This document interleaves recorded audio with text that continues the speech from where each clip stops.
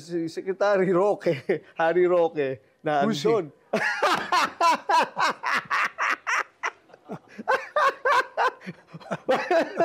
Ano mo, ikaw lang kung pwedeng bumanat ng ganyan na ilulusot ng mabihan.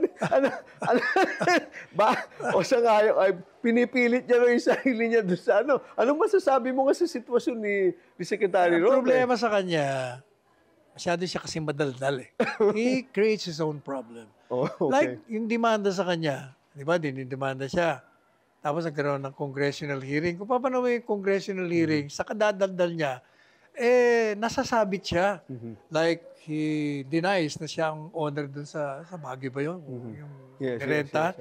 Pero lumalabas sa mga kwento niya, siya nga may-ari. O, tapos, i-deny niya. Lawyer daw siya, hindi raw siya lawyer ganito. Pero lumalabas sa mga dokumento, lawyer nga siya.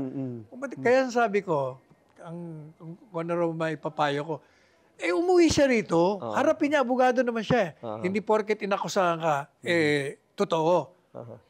Di pagtanggal mo sarili mo. Bumalik ka na para na totoong lalaki. Di ba? Face it like a man. Baka matulungan ko pa siya. Di ba? Kasi tayo naman, kay kalaban, kay kaibigan, basta mali, ang mali, mali. Ang tama, tama. Doon tayo palagi sa tama. Okay. Pero may chismis noon eh. Ikaw ang naglagay sa kanya na spokesperson doon. Nung ang alam ko, istorya doon, kailangan namin ng kagaya niya sana. Madaldal, kasi pandemic eh. Pero ang nangyari doon, I think, parang 2 months after na nag-take over. Kasi, di ba siya muna? Tapos, ako nag-take over. Buwisit siya kanya si PRD. Madaldal nga masyado eh. Tapos, dahil kailangan namin ng isang madaldal, kinuha siya. Kaya lang, after 2 months, tawag sa akin si Presidente. Sabi niya, pwede mo programa ka na? Hindi ako kontento. Kaya nagprograma ako eh. Parang ako pa rin nagpapaliwanag ng lahat. Kasi nga, ang naging problema niya, yung isang issue, sa halip na matapos, nanganganak. Dumadami pa, ha? Kasi kadadaldal niya. Yan ang naging problema.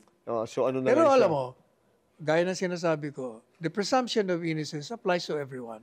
It applies to him. So, come home. Face them in court. You're a lawyer. Yun ang ano mo sa kanya, advice mo sa kanya, ha? For that matter, yan ang advice ko sa lahat. Sa lahat.